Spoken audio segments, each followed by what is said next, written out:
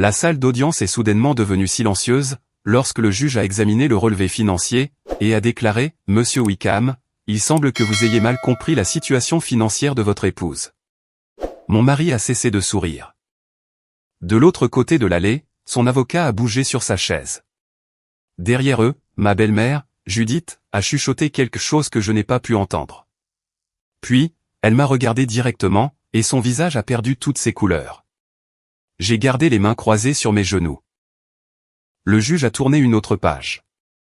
D'après ces documents, la valeur nette du patrimoine de votre femme s'élève à environ 28,7 millions d'euros. Judith s'est levée si brusquement, que sa chaise a raclé le sol. 28 millions. Puis, elle s'est effondrée. Mon mari m'a fixé, comme si j'étais devenue une étrangère.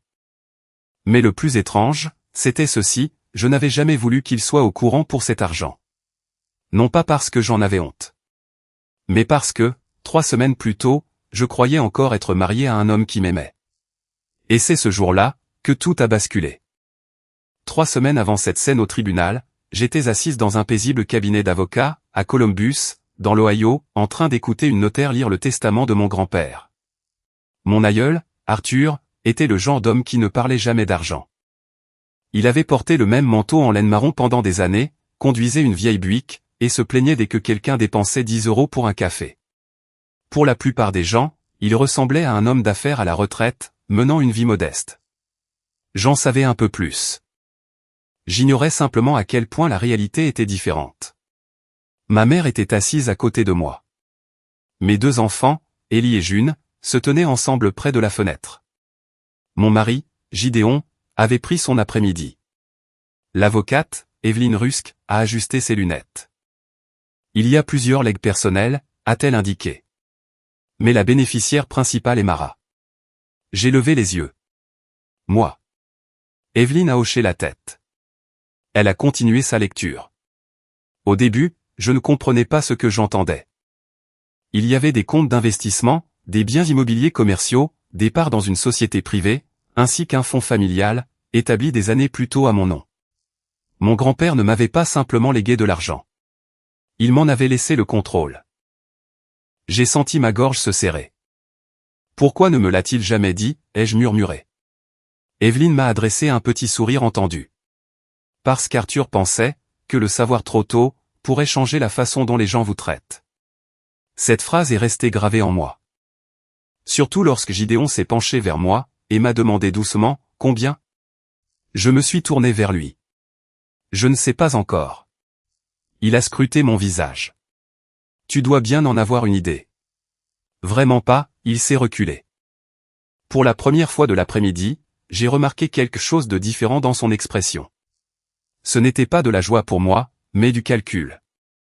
Je n'avais jamais vu ce regard auparavant. Après la réunion, nous sommes rentrés séparément, car Gideon avait un autre rendez-vous. Le lendemain matin, il m'a de nouveau interrogé, alors, qu'a dit Evelyne? Il y a une fiducie. Quel genre? Je l'ignore pour l'instant, nous nous revoyons la semaine prochaine. Il a hoché la tête lentement. Puis, il a prononcé une phrase, dont j'aurais dû me souvenir, tu as de la chance. J'ai souri. Toi aussi, tu es mon mari. Il ne m'a pas rendu mon sourire. Au lieu de cela, il a répondu, il va falloir qu'on discute, de la façon dont nous allons gérer tout ça. Tout ça. Sur le moment, je croyais qu'il parlait de notre avenir. J'avais tort. Quelques jours plus tard, j'ai pris une décision, qui me semble aujourd'hui d'une naïveté presque douloureuse. Gideon avait un voyage d'affaires à Chicago. Les enfants et moi, avons décidé de lui faire une surprise. June pensait que ce serait très drôle, de débarquer à son hôtel avec son gâteau au fromage préféré. Ellie voulait visiter Chicago, et moi, je voulais voir le visage de mon mari, lorsque sa famille apparaîtrait soudainement après une longue semaine de travail. Nous avons pris l'avion, le vendredi après-midi. Le plan était simple. Nous allions nous enregistrer dans un hôtel à proximité, attendre que Gideon termine sa réunion, puis le surprendre au dîner. Mais, en arrivant à l'hôtel, j'ai vu quelque chose, que je n'étais pas censé voir. Gideon se tenait près de l'entrée du restaurant. Il n'était pas seul. Une femme, vêtue d'un blazer bleu marine, se tenait à ses côtés. Elle lui a touché le bras.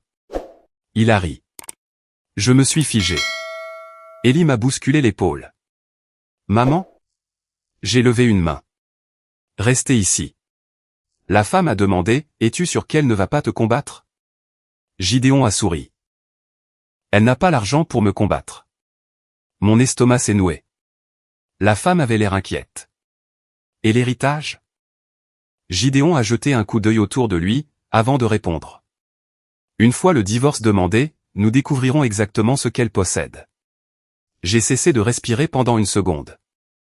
Héritage, divorce, découvrir ce qu'elle possède, tout cela dans la même conversation. Puis, Gideon a ajouté quelque chose, qui m'a blessé plus que tout le reste.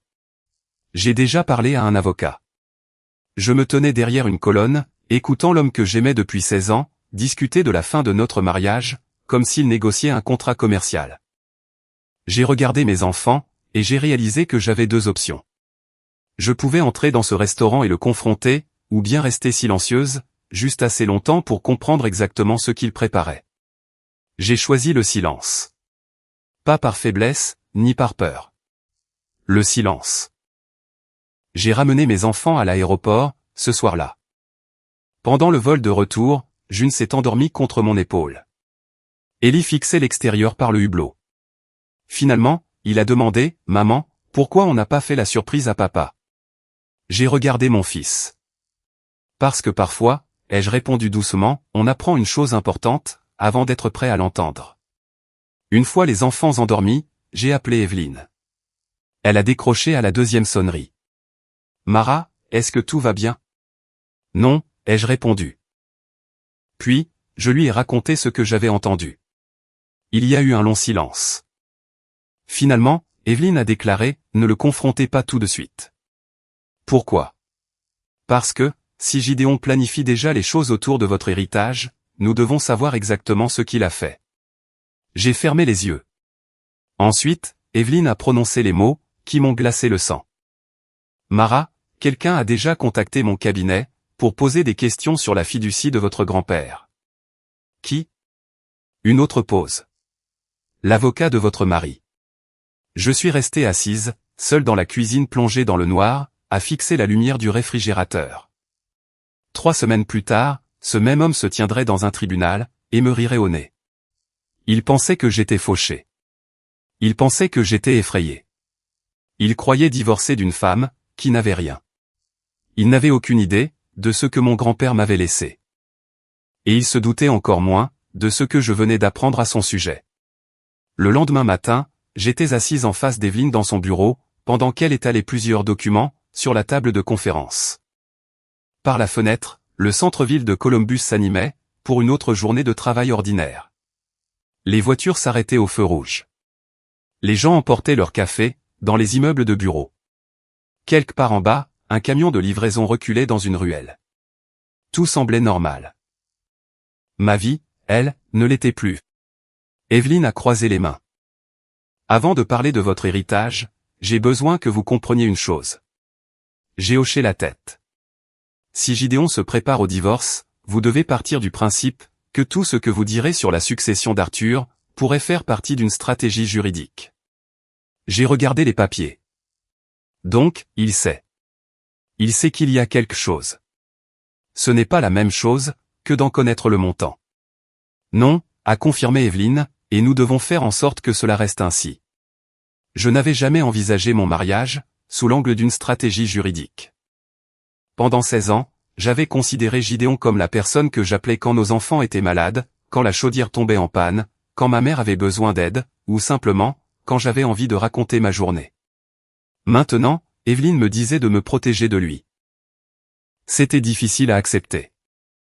Mon héritage est-il vraiment à moi, ai-je demandé. Cela dépend, de la façon dont les actifs ont été structurés. Votre grand-père a créé la fiducie il y a des années. Certains biens sont clairement séparés, mais nous devons tout documenter, avec soin. J'ai acquiescé. Puis, elle a glissé un autre dossier vers moi. Voici ce qui m'inquiète. À l'intérieur, se trouvait un email. Il avait été envoyé à une institution financière, par une personne représentant Gideon. Le message s'enquérait de la possibilité de déterminer la valeur des actifs détenus dans une fiducie familiale, lors d'une procédure de divorce. Mes mains sont devenues glacées. Il enquête déjà là-dessus? Oui. J'ai regardé la date. Le courriel avait été envoyé 2 jours avant la lecture du testament. 2 jours. J'ai levé les yeux. Comment pouvait-il savoir? Evelyne n'a pas répondu immédiatement. C'est ce que nous devons découvrir. Pour la première fois, je me suis demandé si les questions sur la succession de mon grand-père n'avaient pas commencé, avant même le décès d'Arthur. Je suis rentré chez moi, sans appeler Gideon. Il était déjà là, quand je suis arrivé. Il était assis à l'îlot de la cuisine, son ordinateur portable ouvert, et portait le pull gris à col zippé, que je lui avais offert pour Noël. L'espace d'un instant, sa simple vue a failli briser ma détermination. C'était l'homme que j'avais embrassé avant de partir ce matin-là. L'homme qui m'avait tenu la main lors des funérailles de mon père. L'homme qui dormait à mes côtés depuis 16 ans. Il a levé les yeux. Et comment s'est passée ta journée? Bien. Il a souri. As-tu parlé à l'avocate? Mon cœur s'est serré. À propos de quoi? De la succession. Nous y étions. J'ai posé mon sac à main. Pourquoi es-tu si intéressé? Il a fermé son ordinateur.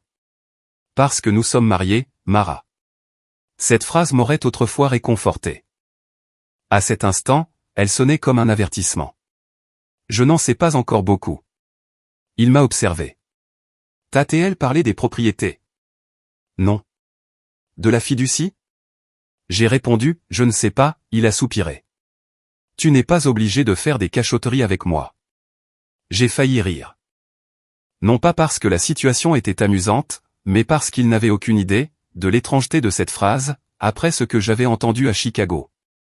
Je n'avais pas l'impression d'être cachottière. Il s'est levé. Je dis juste que, peu importe ce que ton grand-père t'a laissé, nous devons prendre des décisions intelligentes.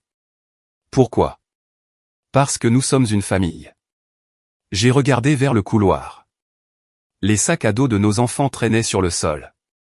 Leurs chaussures étaient éparpillées près des escaliers. Pendant des années, j'avais cru que le mot « famille » était synonyme de sécurité. Ce soir-là, il résonnait comme un moyen de pression. Je te ferai savoir quand j'aurai tout compris, ai-je dit. Sa mâchoire s'est crispée. Très bien. Il s'est éloigné. Je suis resté dans la cuisine, jusqu'à ce que j'entende la porte de la chambre se fermer. Ce fut la première nuit, où j'ai enfermé des documents importants dans un coffre-fort. Ce fut aussi la première nuit, où j'ai commencé à examiner attentivement les dernières années de mon mariage. Je me suis souvenu de choses que j'avais ignorées. Gideon, me demandant si mon grand-père possédait des biens immobiliers commerciaux. Gideon, insistant pour que je signe des documents de refinancement, sans en lire chaque page. Gideon, devenant inhabituellement curieux à propos de mes comptes financiers, après qu'Arthur soit tombé malade. À l'époque, j'avais mis cela sur le compte de la curiosité. Désormais, je me demandais s'il ne s'agissait pas, en réalité, de préparation. Le lundi suivant, j'ai reçu les papiers du divorce. Ils sont arrivés chez nous, juste après 9 heures du matin. Un huissier se tenait sur le porche. Madame Wickham. Oui. J'ai des documents légaux pour vous. Mes mains tremblaient, en les acceptant. J'ai fermé la porte. Puis, je suis resté là, pendant presque une minute entière, à fixer l'enveloppe. Gideon n'avait même pas attendu de m'en parler. Il avait lancé la procédure. La requête demandait le contrôle temporaire sur plusieurs biens matrimoniaux, et affirmait que ma situation financière était incertaine. Il y avait une autre expression, qui a attiré mon attention, actif potentiel non divulgué. Je me suis assise, à la table de la salle à manger.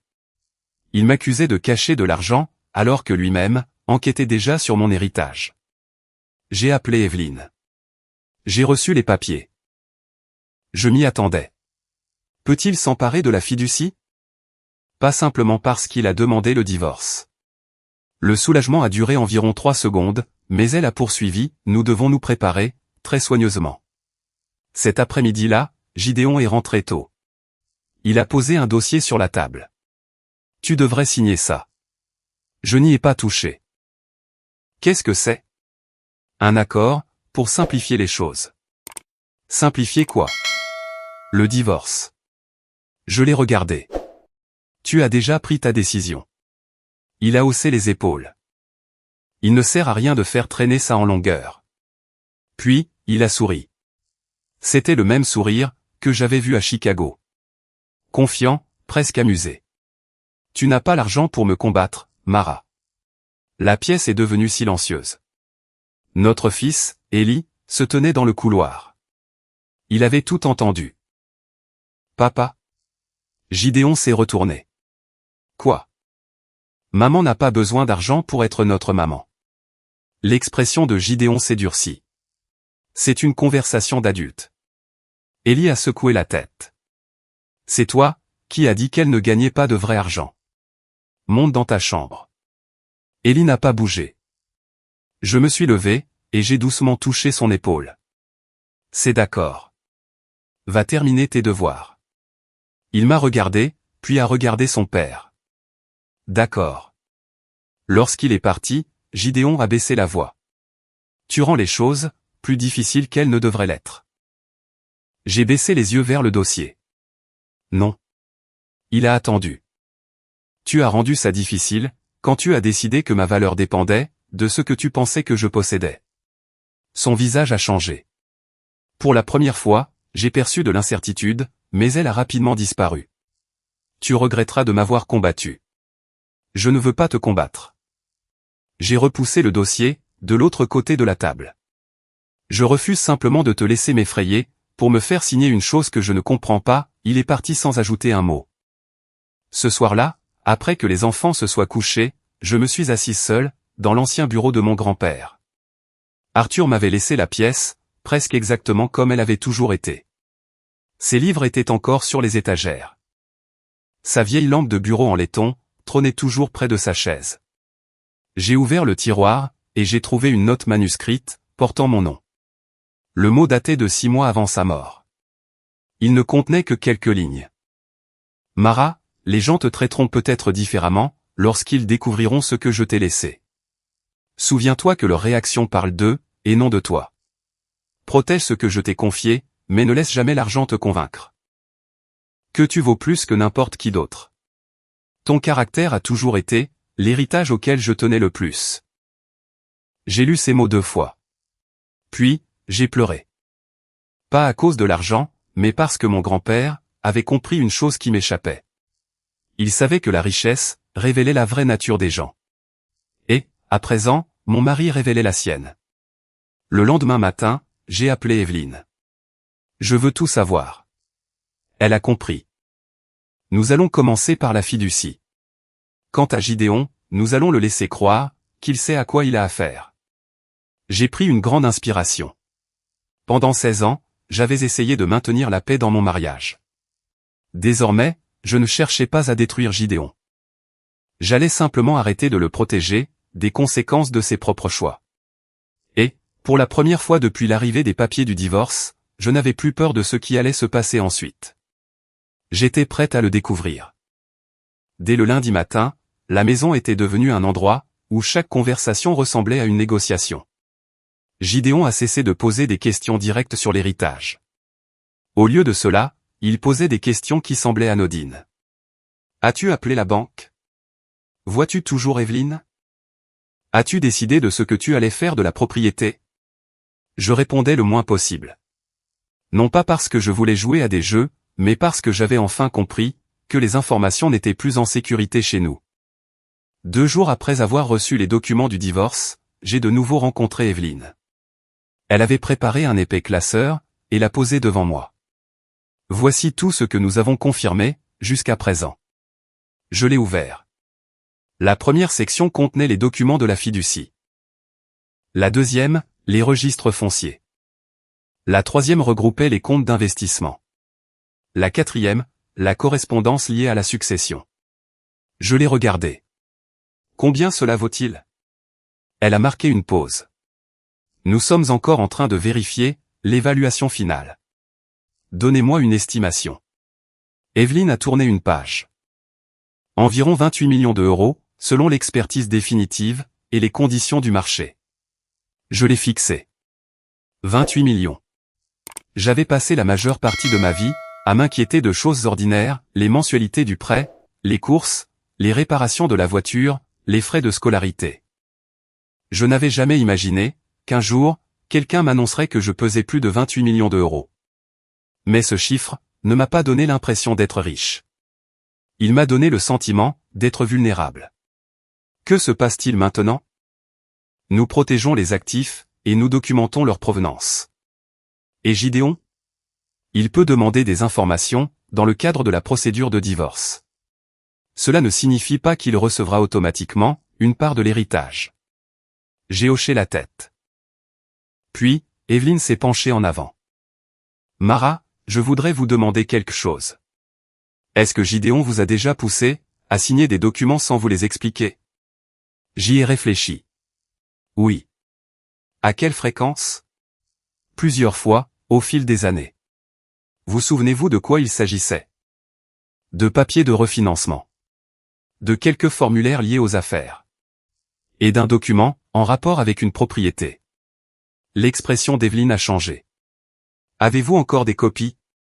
Je ne sais pas, trouvez-les. Je suis rentré chez moi cet après-midi-là, et j'ai commencé à fouiller. Pendant des heures, j'ai parcouru des classeurs, d'anciens comptes de messagerie, des dossiers fiscaux, et des cartons dans le sous-sol. Vers minuit, j'ai trouvé une chemise, que j'avais oubliée. À l'intérieur, se trouvaient des copies de plusieurs documents, que Gideon m'avait demandé de signer 3 ans plus tôt. L'un d'eux concernait une propriété commerciale. Un autre autorisait un accès financier à un compte que j'utilisais à peine. J'ai tout photographié, et je l'ai envoyé à Evelyne. Sa réponse est arrivée, 20 minutes plus tard, ne discutez pas de ces documents avec Gideon. Le lendemain matin, elle m'a appelé. Cela pourrait être important. À quel point? Potentiellement, très important. Elle m'a expliqué qu'un document semblait accorder à Gideon un accès aux informations beaucoup plus large que ce que j'avais compris à l'époque. Il n'avait pas transféré la propriété de mon héritage, car il en était incapable. Mais il avait essayé de se positionner, afin de comprendre ce que je possédais, et ce qu'il pourrait éventuellement réclamer. Je me suis assise à la table de ma cuisine. Pourquoi aurait-il fait cela, avant le divorce? Parce que la préparation commence souvent, avant même que l'autre personne ne sache qu'il y a un problème. J'ai regardé vers le couloir. Les enfants se préparaient pour l'école. Pendant 16 ans, j'avais cru que Gideon et moi construisions quelque chose ensemble. Peut-être que moi, je construisais. Lui, peut-être, ne faisait que calculer. Cet après-midi-là, j'ai reçu un SMS de sa part. Nous devons parler ce soir, juste tous les deux. J'ai failli l'ignorer. Au lieu de cela, j'ai accepté. Il est rentré vers 19 h. Il s'est assis en face de moi, à la table de la salle à manger. Pendant quelques secondes, aucun de nous n'a parlé. Puis, il a déclaré, « Je ne veux pas que les choses tournent mal. » J'ai failli sourire. Tu as déjà demandé le divorce. Je sais que tu as engagé un avocat, avant de m'en parler. Je me protégeais. De quoi? Il m'a regardé. De l'incertitude. Je savais ce qu'il voulait dire. L'héritage. Il voulait savoir exactement ce que j'avais. Tu aurais pu me le demander. Je l'ai fait. Et tu m'as dit, que tu ne savais pas, il s'est adossé. Mara, soyons honnêtes. Ton grand-père était riche. Tu savais qu'il y avait de l'argent. Je savais qu'il avait des biens. Je ne savais pas, ce qu'il me laissait. Il a secoué la tête. Tu fais toujours ça. Faire quoi? Faire semblant. Tu ne comprends pas comment les choses fonctionnent. J'ai senti quelque chose s'apaiser en moi. Pas de la colère, mais quelque chose de plus calme. De la clarté. Tu as déjà décidé de qui je suis, dans ton esprit. Il n'a pas répondu. Puis, il a ajouté, je pense que nous devrions vendre la maison. Non. Ses sourcils se sont levés. Tu ne peux pas décider de ça, toute seule. Je sais. Et je pense, que tu devrais signer l'accord préparé par mon avocat. Non. Il m'a dévisagé. Tu ne l'as même pas lu.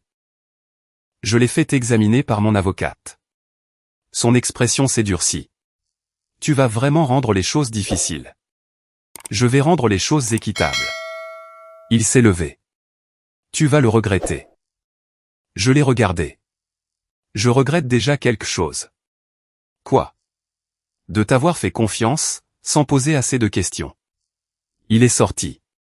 Cette nuit-là, j'ai entendu la porte du garage se fermer, puis le silence. Je croyais que c'était la fin de notre conversation. Ce n'était pas le cas. Le lendemain matin, Gideon a signifié une demande de divulgation financière. Il exigeait les dossiers de mon héritage, les documents de la fiducie, les comptes d'investissement, les évaluations immobilières, et tout ce qui était lié à la succession d'Arthur. Evelyne n'était pas surprise. Laissez-le demander, a-t-elle dit. Mais s'il obtient tout? Il obtiendra ce que la loi exige qu'il obtienne. Rien de plus. Elle m'a expliqué que les biens hérités pouvaient être traités différemment des biens accumulés conjointement pendant un mariage, selon les lois de l'État, et la manière dont les actifs étaient gérés. Elle m'a également prévenu que le fait de mélanger de l'argent hérité avec des fonds matrimoniaux pouvait compliquer les choses. Cette conversation m'a appris une chose que j'aurais aimé savoir des années plus tôt. L'éducation financière, ce n'est pas seulement savoir comment économiser de l'argent. C'est aussi comprendre ce que l'on possède, comment les titres de propriété sont rédigés, et quelles protections légales s'y appliquent. Puis, Evelyne m'a montré quelque chose d'inattendu. Une série de courriels, entre Gideon et son avocat. Dans l'un d'eux, Gideon avait écrit « Si la fiducie est aussi importante que je le pense, nous devons agir vite ». J'ai lu la phrase 2 fois. Ensuite, un autre message a attiré mon attention, elle ne saura pas à quoi elle a droit. Nous pourrons négocier à partir de là. Mes mains se sont crispées sur le papier. Il ne préparait pas un divorce, fondé sur l'échec de notre mariage. Il planifiait une négociation financière, et il me croyait trop ignorante pour faire la différence. J'ai regardé Evelyne. Que allons-nous faire? Elle a fermé le dossier. Nous allons laisser les preuves parler d'elles-mêmes. J'ai acquiescé. Pour la première fois, j'ai compris ce que mon grand-père voulait dire, quand il affirmait que les gens changeaient, en découvrant ce que l'on possédait. L'argent n'avait pas changé Gideon. Il avait simplement fait tomber son masque. Ce soir-là, je me suis assise avec Ellie et June, pendant qu'ils mangeaient de la pizza à la table de la cuisine. June a demandé, « Est-ce que papa est toujours fâché ?» J'ai pris une grande inspiration. Papa et moi avons des problèmes d'adultes. Est-ce que ça va aller pour nous? J'ai tendu la main à travers la table, et j'ai serré la sienne. Oui. Ellie m'a regardé. Même si vous divorcez? J'ai fait oui de la tête. Même dans ce cas. Il a semblé soulagé. Puis, il a posé la question à laquelle je n'étais pas préparé. Maman, est-ce que papa est parti à cause de l'argent? J'ai regardé mes enfants. Je ne voulais pas qu'ils grandissent en croyant que l'argent était la seule raison pour laquelle les familles restaient unies. Non, ai-je répondu avec douceur. Ton père a fait ses choix. L'argent nous a seulement montré la signification de ses choix. Cette nuit-là, après le coucher des enfants, j'ai rouvert la lettre de mon grand-père. Protège ce que je t'ai confié. J'ai enfin compris. Il ne me disait pas de protéger l'argent. Il me disait de me protéger moi-même, et j'étais prête. La première conférence de conciliation officielle était prévue pour un mardi matin, dans un cabinet d'avocats du centre-ville de Columbus.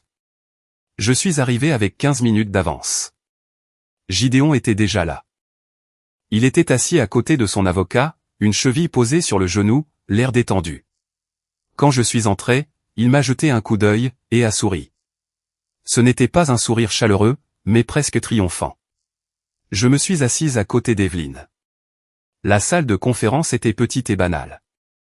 Il y avait une longue table en bois, une machine à café dans un coin, et une photographie encadrée de la ligne d'horizon de Columbus au mur.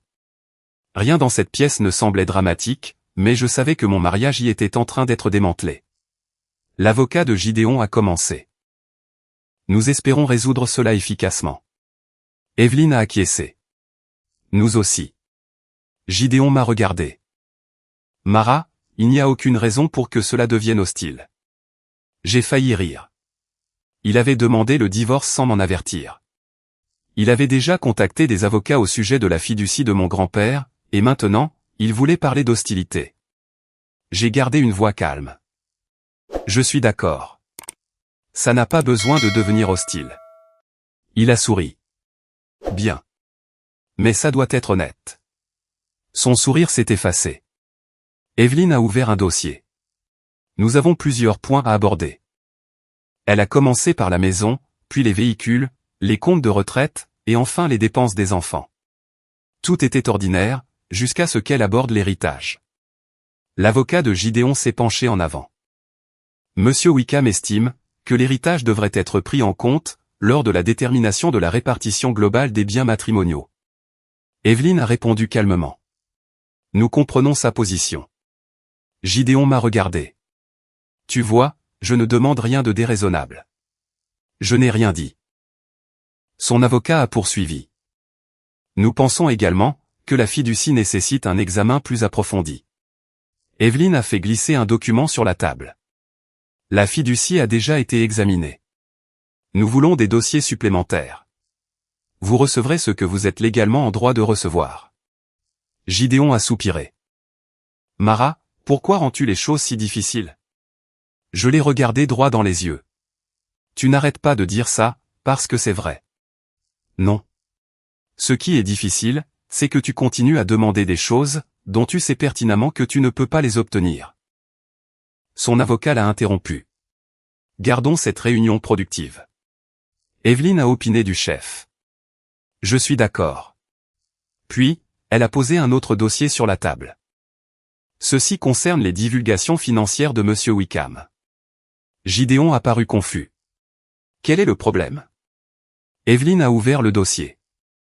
Dans votre requête initiale, vous avez déclaré que la situation financière de votre épouse était incertaine, et qu'elle semblait avoir dissimulé des actifs. Gideon a hoché la tête. C'est exact. Pourtant, votre correspondance avec votre avocat indique que vous aviez déjà commencé à enquêter sur la fiducie familiale, avant même le dépôt de la demande de divorce.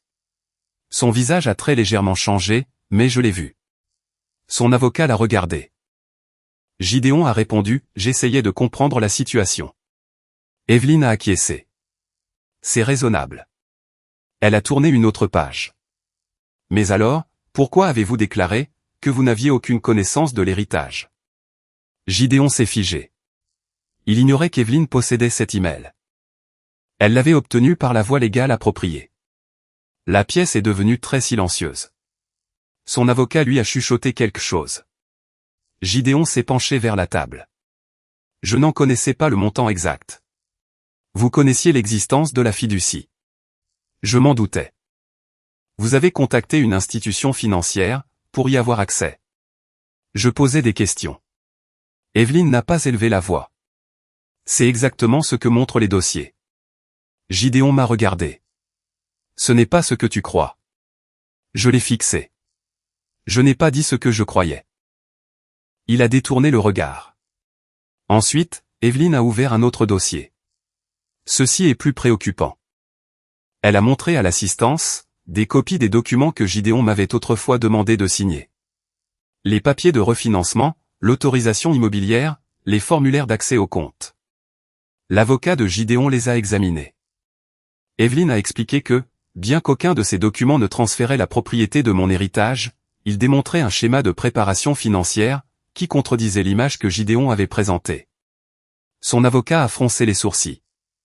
Pourquoi cela n'a-t-il pas été divulgué? Gideon a répondu précipitamment. Je ne pensais pas que c'était pertinent. Evelyne l'a regardé. C'est devenu pertinent, lorsque vous avez allégué que Mara avait caché des actifs. Je me sentais étrangement calme. Des mois plus tôt, j'aurais eu envie de hurler. Au lieu de cela, j'observais simplement. La confiance de Gideon disparaissait un document après l'autre. Puis, Evelyne a sorti un email imprimé. Celui-ci est daté d'avant la lecture du testament. L'avocat de Gideon a tendu la main pour le prendre. Evelyne a lu à voix haute, si la fiducie est aussi importante que je le pense, nous devons agir vite. Gideon a fermé les yeux. Je l'ai regardé. Il n'a pas soutenu mon regard. L'avocat a demandé, Monsieur Wickham, avez-vous écrit cela? Gideon a hésité. Oui. De qui parliez-vous? Il n'a pas répondu. Evelyne l'a fait à sa place, de ma cliente. La pièce a plongé dans le silence. Je me suis souvenu d'être assise dans le bureau de la notaire, lors de la lecture du testament de mon grand-père.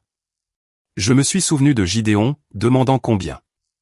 Je me suis souvenu avoir pensé qu'il était simplement curieux. À présent, je comprenais qu'il était déjà en train de mesurer ma valeur. Puis, il s'est passé quelque chose qui a fait plus mal que n'importe quel document financier. Evelyne a produit un autre email. Celui-ci provenait de Judith, la mère de Gideon. J'ai fixé l'écran. Le message était court. Si Arthur lui a laissé les propriétés, ne la laisse pas s'en tirer avec tout. Gideon a droit à sa part. Je l'ai lu 2 fois, la poitrine serrée. Judith ne m'avait jamais demandé comment je vivais la mort de mon grand-père. Elle ne m'avait jamais demandé si j'étais en deuil. Elle avait posé des questions sur l'immobilier. C'est à cet instant-là que j'ai cessé d'espérer une explication. Il n'y en avait pas. Gideon a finalement pris la parole. Ma mère était bouleversée. Elle ne comprenait pas la situation. Je l'ai regardée. Elle comprenait suffisamment de choses pour discuter de ce que je possédais. Il n'a rien su répondre. La conférence a continué pendant encore 1 heure. À la fin, rien n'était réglé. Mais quelque chose avait changé. Le rapport de force, dans la pièce, s'était inversé. Gideon ne pouvait plus prétendre être la victime d'une épouse financièrement cachottière. Il avait créé une trace écrite. Et cette trace écrite parlait désormais d'elle-même. À l'extérieur du bâtiment, je me tenais sur le trottoir, tandis que le vent froid de novembre soufflait sur le centre-ville. Gideon est sorti derrière moi. Mara. Je me suis retourné. Il s'est approché de moi. Est-ce qu'on peut parler? Nous parlons depuis des semaines. Pas comme ça. J'ai attendu. Il a baissé la voix. Ma mère n'aurait pas dû envoyer cet email. Non. Elle s'inquiétait pour toi. Il a hésité. À propos de notre famille. Je l'ai regardé. Tu veux dire, à propos de ton avenir financier? Il n'a pas répondu. Puis, il a dit une chose à laquelle je ne m'attendais pas du tout. Tu ne comprends pas ce que cet argent va faire. J'ai failli sourire. Je comprends exactement ce qu'il est en train de faire. Quoi donc? Il me montre qui sont vraiment les gens. Son visage s'est crispé. Tu penses que tu vaux mieux que moi, maintenant? Non. J'ai secoué la tête. Je pense que je te vois enfin clairement. Il a baissé les yeux 1 seconde. J'ai revu l'homme que j'avais épousé. Fatigué, effrayé, humain. J'ai presque ressenti de la pitié pour lui. Puis, je me suis rappelé ces mots, à Chicago, elle n'a pas l'argent pour me combattre. Et la moindre compassion que j'éprouvais, s'est évaporée. Je ne voulais pas de vengeance. Je voulais la vérité. Et je savais que cette vérité finirait par éclater au tribunal. L'audience finale était programmée pour la semaine suivante. Ce soir-là, Evelyne m'a appelé. Nous sommes prêtes. J'étais assise à la table de la cuisine. Prête pour quoi? Pour présenter le dossier financier complet. Je savais ce qu'elle voulait dire. L'évaluation. Combien? Elle a marqué une pause. Le chiffre final est de 28,7 millions d'euros. J'ai fermé les yeux. 28,7 millions. Pendant des années, j'avais pensé que la richesse était quelque chose qui rendait les gens puissants. Arthur m'avait appris le contraire. L'argent pouvait acheter des options. Il pouvait acheter des avocats. Il pouvait acheter du temps. Mais il ne pouvait pas acheter la force de caractère. Et Gideon était sur le point d'apprendre cette leçon devant un juge. Le matin de l'audience finale, je me suis réveillé avant mon alarme. Pendant plusieurs minutes, je suis simplement resté au lit, à écouter la maison. Le réfrigérateur bourdonnait en bas. Une voiture est passée dehors. Quelque part dans le couloir, la porte de la chambre de June a grincé, lorsque le chauffage s'est mis en route. C'était une matinée ordinaire. Mais à la fin de la journée, plus rien dans notre famille ne semblerait ordinaire.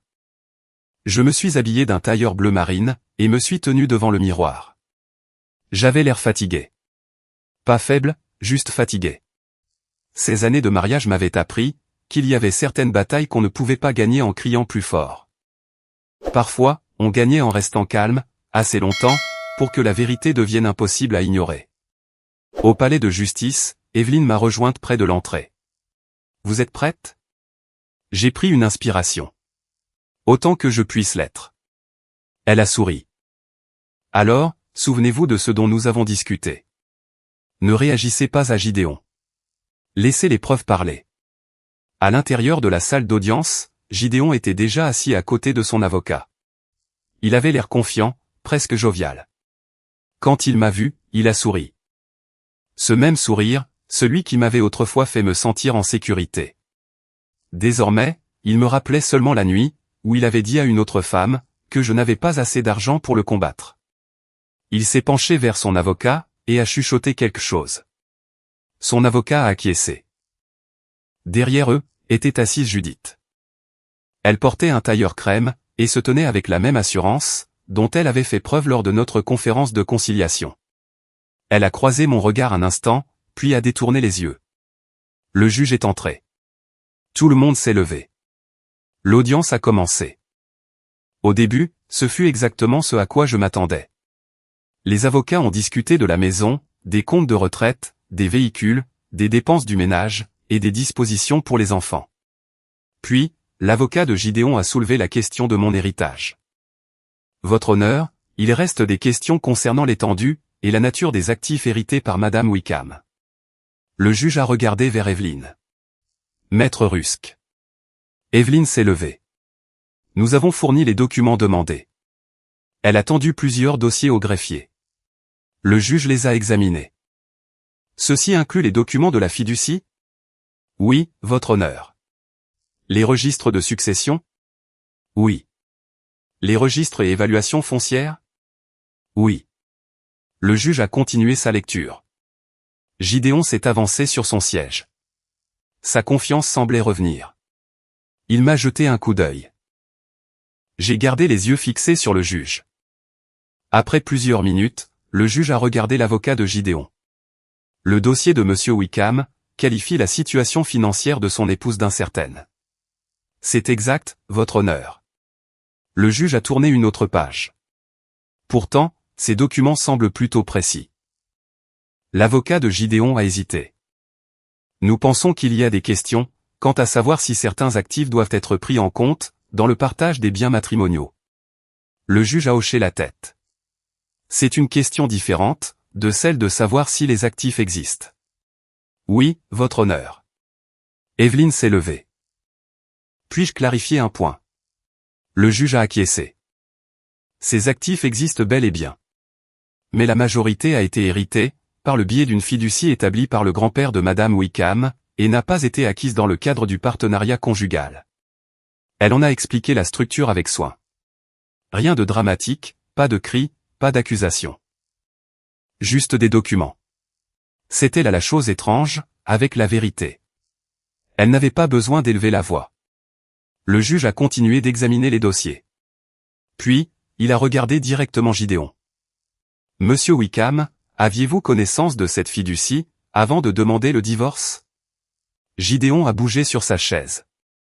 Je savais qu'il y aurait peut-être un héritage. Avez-vous enquêté sur la fiducie avant de déposer la requête? J'ai posé des questions par l'intermédiaire de mon avocat. Oui. Le juge a opiné du chef. Dans ce cas, la caractérisation de la situation financière de votre épouse comme étant incertaine dans vos documents est quelque peu trompeuse. Gideon a dégluti. Son avocat s'est penché et a chuchoté quelque chose. Le juge n'en avait pas terminé. Il a pris un autre document. Je vois également une correspondance, suggérant que vous pensiez que la fiducie pouvait être substantielle. Gideon n'a rien dit. Le juge a regardé vers Evelyne. Existe-t-il une évaluation vérifiée? Oui, votre honneur. Evelyne a remis l'expertise finale, et le résumé financier. Le juge l'a lu en silence. Je pouvais entendre le faible tic-tac de l'horloge au mur. Puis, il a levé les yeux. Madame Wickham. Je me suis redressé. Oui, votre honneur. Ces registres sont-ils exacts, à votre connaissance? Oui. Avez-vous sciemment dissimulé l'un de ces actifs à la cour? Non. Le juge a hoché la tête. Puis, il s'est tourné vers Gideon. Monsieur Wickham, les preuves présentées devant cette cour indiquent que votre épouse possède des biens hérités substantiels. Gideon est resté silencieux. Le juge a poursuivi, les registres vérifiés estiment sa valeur nette actuelle à environ 28,7 millions d'euros. La pièce est devenue totalement immobile. J'ai entendu quelqu'un prendre une inspiration brusque, derrière moi. Le visage de Gideon a changé. Son assurance s'est évaporée. 28,7 millions d'euros. Il savait qu'il y avait de l'argent, mais il ignorait le montant. Moi aussi, jusqu'à ce qu'Evelyn me le confirme. Gideon m'a fixé. Non pas avec colère, ni même avec incrédulité. Avec quelque chose de bien plus difficile à décrire. Du regret. Sa bouche s'est ouverte. Tu ne me l'as jamais dit. Je l'ai regardé. Tu n'as jamais demandé, parce que tu voulais juste savoir ce que tu pourrais prendre. Son avocat lui a touché le bras. Ne faites pas ça. Mais Gideon n'écoutait pas, tu le savais. J'ai appris l'évaluation finale la semaine dernière. Tu le savais depuis le début. Non. Il a secoué la tête. Puis, il a regardé le juge. Donc, elle obtient tout. Le juge a répondu prudemment, ce n'est pas ce que j'ai dit. Gideon a cligné des yeux. Le juge a expliqué que l'existence d'actifs hérités substantiels ne signifiait pas automatiquement que ces actifs étaient des biens matrimoniaux, soumis à la division. Leur traitement dépendait de la façon dont ils avaient été hérités, titrés, entretenus, et de la loi applicable dans l'État. J'ai vu les épaules de Gideon s'affaisser. Il avait imaginé 28,7 millions. Il avait imaginé un avenir. Il avait imaginé ce qu'il pourrait réclamer. Mais la loi se moquait de ce qu'il avait imaginé. Elle se souciait des documents. Puis, j'ai entendu un bruit sec derrière nous. Judith s'était levée. 28 millions. Son visage était devenu pâle. Elle a fait un pas en arrière. Maman, a dit Gideon. Elle a secoué la tête. Ce n'est pas possible. Maman, assieds-toi. Elle a cherché le dossier d'une chaise. Ses genoux ont flanché. Quelqu'un a appelé à l'aide. Judith s'est effondrée sur la chaise, inconsciente pendant plusieurs secondes. La salle d'audience a immédiatement basculé dans la confusion. Le juge a ordonné une courte suspension de séance. Pendant que les gens s'agitaient autour d'elle, je suis resté complètement immobile. Je ne me sentais pas victorieuse. Je me sentais triste. Ce n'était pas ainsi que j'aurais voulu que tout cela se passe. Quand Judith a finalement ouvert les yeux, elle m'a regardé directement. Il n'y avait plus de colère sur son visage. Seulement du choc, et peut-être, de la honte. Gideon s'est approché de moi, pendant la suspension. Mara. Je me suis retourné. Il paraissait plus vieux, que le matin même. Je ne savais pas, je sais. Si j'avais su. Je l'ai arrêté net. C'est exactement ça le problème. Il a paru confus. Comment ça? Tu aimais la vie, que tu pensais que je pouvais t'offrir. Tu n'aimais pas la personne, qui se tenait à tes côtés. Il a baissé les yeux. J'ai continué, doucement, tu as demandé le divorce, parce que tu pensais que je valais moins que toi. Maintenant que tu sais que je vaux plus, tu veux savoir s'il y a un moyen de faire marche arrière. Il n'a pas répondu. Il n'y avait plus rien à ajouter. Le juge a fini par revenir. La procédure a repris. Les réclamations financières ont été traitées, conformément aux preuves et aux lois en vigueur. La tentative de Gideon, de qualifier mon héritage comme une chose qu'il pouvait simplement réclamer, a été rejetée. Et lorsque les ordonnances finales ont été discutées, j'ai pris conscience d'une chose. J'avais passé des semaines à craindre de tout perdre. Mais je ne m'étais jamais arrêté pour me demander ce que tout signifiait réellement. Ce n'était pas la fiducie. Ce n'était pas les propriétés. Ce n'était pas ces 28,7 millions d'euros. C'étaient mes enfants, ma dignité, ma paix, et la capacité de me réveiller chaque matin, sans me demander si la personne à mes côtés mesurait ma valeur en euros. Lorsque l'audience s'est terminée, Gideon se tenait près des portes du tribunal. Pour la première fois depuis que je le connaissais, il ne savait pas quoi dire. Moi non plus, Alors je suis passé devant lui. Pas parce que je le détestais. Mais parce que j'étais enfin prête à marcher vers une vie qu'il ne pourrait plus contrôler. 3 mois après l'audience, ma vie était devenue plus calme. Pas parfaite, ni magiquement guérie. Juste plus calme. Le divorce avait été finalisé. La maison n'était plus remplie de disputes chuchotées, ou de silences tendus. Gideon avait emménagé dans un petit appartement, de l'autre côté de la ville. Et nous avions établi un calendrier de garde, qui permettait à Ellie et June de passer du temps avec nous deux. Au début, les enfants ont eu du mal. June a demandé si nous fêterions à nouveau Thanksgiving tous ensemble, un jour. Ellie a complètement cessé de poser des questions. J'ai appris que les enfants n'ont pas toujours besoin de connaître chaque détail. Ils ont besoin de constance. Ils ont besoin de savoir que l'on peut toujours compter sur les adultes de leur vie pour être présent. Alors, j'ai été présente. À chaque sortie d'école, à chaque réunion de parents d'élèves, à chaque match de foot, et chaque nuit où June voulait que je vérifie sous son lit. Et chaque fois que Gideon venait les chercher, je gardais une voix calme. Passe un bon week-end. Toi aussi. Il n'y avait plus d'affection entre nous, mais il y a fini par y avoir du respect. Un samedi matin, Gideon est arrivé en avance. Les enfants étaient encore à l'étage en train de se préparer. Il se tenait sur le porche, les mains dans les poches de son manteau. « Je peux te parler ?» Je suis sorti, et j'ai fermé la porte derrière moi. « Qu'y a-t-il » Il a regardé au loin, dans la rue. J'ai commencé à consulter un psy. J'ai hoché la tête. C'est une bonne chose. Je sais que tu ne me dois rien. J'ai attendu. Il a dégluti. J'ai repensé à ce que tu as dit au tribunal. Je savais exactement de quoi il parlait. Tu m'as dit que je t'avais perdu, parce que je te pensais sans valeur quand je te croyais pauvre. Il m'a regardé. Je méritais d'entendre ça. Je n'ai pas répondu. Il a poursuivi, j'ai passé des années à croire que, parce que j'étais celui qui gagnait le plus d'argent, j'étais plus important. Sa voix s'est adoucie. Je ne réalisais pas tout le poids que tu portais. J'ai regardé par la fenêtre. June dévalait les escaliers. Ellie était derrière elle, portant un sac à dos. Je me suis tourné de nouveau vers Gideon. Je suis heureuse que tu t'en rendes compte maintenant. J'aurais aimé le voir plus tôt. Moi aussi. Il a détourné le regard. Est-ce que tu penses parfois que nous pourrions? Il s'est arrêté. Je savais ce qu'il allait demander. Gideon. Je sais. Il a acquiescé. Je sais.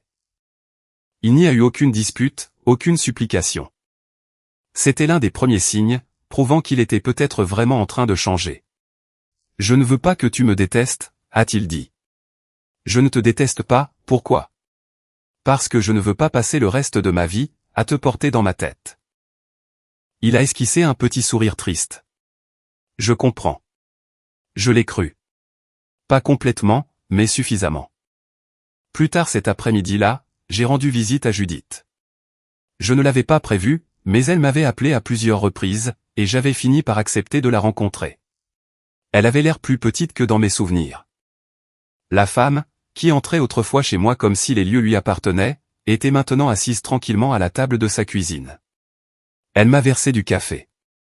Je te dois des excuses. J'ai fait oui de la tête. Oui, c'est vrai. Elle a baissé les yeux sur ses mains. Quand j'ai entendu parler de l'héritage, j'ai pensé à ce qu'il pourrait faire pour Gideon. Je sais. J'ai pensé à la sécurité, à l'avenir. Vous avez pensé à l'argent. Elle a acquiescé. C'est vrai. Puis, elle m'a regardé. Je n'ai pas pensé à toi. Cette phrase a compté, plus que je ne l'aurais cru. J'ai pris une gorgée de café. Mon grand-père disait toujours que l'argent révélait le caractère. Judith a eu un rire triste. Je suppose qu'il a révélé le mien. Il a révélé celui de tout le monde. Elle a hoché la tête. Je me suis trompé sur toi. Oui. Je t'ai traité comme si tu n'étais pas assez bien pour mon fils. Je l'ai regardé. Je sais. Elle a essuyé ses yeux. Je suis désolé. Je croyais en sa sincérité. Le pardon ne signifiait pas que je lui faisais soudainement confiance. Il ne signifiait pas non plus que nous allions devenir proches. Cela signifiait simplement que je n'avais pas besoin de la punir pour toujours, pour une chose qu'elle avait finalement admise. Avant que je ne parte, Judith m'a posé une question. « Qu'est-ce que tu vas faire de tout cet argent ?» J'ai souri. Quelque chose que mon grand-père approuverait. J'avais déjà pris ma décision. J'en conserverai suffisamment pour protéger l'avenir de mes enfants, et pour entretenir les propriétés de manière responsable. Mais je voulais aussi que cet héritage signifie quelque chose, au-delà de mon propre compte bancaire. Avec l'aide de conseillers financiers et d'avocats, j'ai mis en place un fonds d'éducation pour Ellie et June. J'ai également créé une petite fondation familiale, qui soutient des programmes d'éducation financière dans les communautés locales. Rien de prestigieux ni de tape à accent grave-l'œil, mais quelque chose d'utile. Je me rappelais à quel point je comprenais peu de choses, aux fiducies, aux biens hérités, à la propriété immobilière, et à la planification financière, avant la mort d'Arthur. Je croyais que c'étaient des sujets, dont seules les personnes riches se souciaient. J'ai appris que les familles ordinaires devaient, elles aussi, les comprendre. Un testament indique aux gens ce que vous voulez faire de vos biens. Une fiducie peut offrir un contrôle, et une protection supplémentaire, selon la manière dont elle est créée. Et lorsqu'une personne reçoit un héritage important, la première étape la plus intelligente n'est pas d'acheter une nouvelle maison, ni de l'annoncer à tous ses proches. C'est d'obtenir des conseils juridiques et financiers qualifiés. Je l'ai appris à mes dépens. J'ai également appris quelque chose, au sujet du mariage. L'amour ne signifie pas renoncer à sa conscience financière. La confiance ne signifie pas signer des documents que l'on ne comprend pas. Et être un parent au foyer, ne signifie pas que votre contribution n'a aucune valeur. Pendant des années, j'avais permis que les revenus de Gideon deviennent la mesure de mon importance. C'était mon erreur. La sienne a été de le croire lui aussi. Un soir, des mois après le divorce, j'étais assise sur le porche arrière avec Ellie et June. Le soleil se couchait derrière les arbres. June s'est appuyée contre mon épaule. « Maman ? Oui. Es-tu plus heureuse maintenant ? » Je l'ai regardée. La réponse honnête m'a surprise moi-même. Oui. Elle a souri. Bien. Ellie est resté silencieux un moment. Puis il a dit, « Je crois que papa est plus heureux, lui aussi. » Je l'ai regardé. Pourquoi ? Il n'a plus l'air en colère. J'ai souri. Parfois, les gens doivent perdre quelque chose, pour comprendre ce qu'ils avaient. Ellie a hoché la tête. Puis, June a demandé, « On doit toujours l'appeler papa. » J'ai ri. Oui, mon cœur. C'est toujours ton père. Elle a gloussé. Pour la première fois depuis des mois, nous avons tous les trois ri ensemble. Et, assise là, j'ai enfin compris ce que mon grand-père avait voulu dire, dans sa lettre. Le véritable héritage n'était pas ces 28,7 millions d'euros. C'était la leçon. Connaissez votre valeur, avant que quelqu'un d'autre n'essaie de la définir. Protégez ce qui vous a été confié. Apprenez en suffisamment sur l'argent, pour ne pas être facilement manipulé. Et ne confondez jamais la richesse avec la force de caractère. Gideon pensait quitter une femme pauvre. Il a découvert qu'il quittait une femme riche. Mais ce n'était pas là, le véritable rebondissement. Le véritable rebondissement, c'était qu'au moment où le juge a révélé ma valeur nette, j'avais déjà découvert une chose d'une valeur infiniment supérieure. Ma propre valeur. L'argent a changé ma situation matérielle. La vérité m'a changé, moi. Et aujourd'hui, quand je repense à cette salle d'audience, et à l'instant où Judith s'est effondrée, je ne me sens pas victorieuse. Je suis simplement reconnaissante que la vérité est éclatée, avant que je ne passe une décennie de plus, à essayer de prouver ma valeur, à des gens qui avaient déjà décidé de ce que je valais. Si cette histoire vous a rappelé une situation, que vous avez vécue dans votre propre vie, prenez un moment pour réfléchir à ce qu'est réellement votre propre héritage. Peut-être que ce n'est pas de l'argent. Peut-être que c'est la sagesse transmise par un parent, les leçons tirées d'un mariage difficile, le courage de recommencer à zéro, ou simplement la certitude que vous méritez d'être traité avec dignité. Et si jamais quelqu'un vous a sous-estimé, j'adorerais que vous partagiez votre histoire dans les commentaires. Votre expérience pourrait bien être très exactement ce qu'une autre personne a besoin d'entendre aujourd'hui. Si cette histoire vous a touché, pensez à vous abonner pour découvrir d'autres récits sur la résilience familiale, la justice, et la force tranquille qu'il faut pour tout recommencer. Parce que parfois, la plus belle des vengeances, n'est pas de regarder quelqu'un perdre.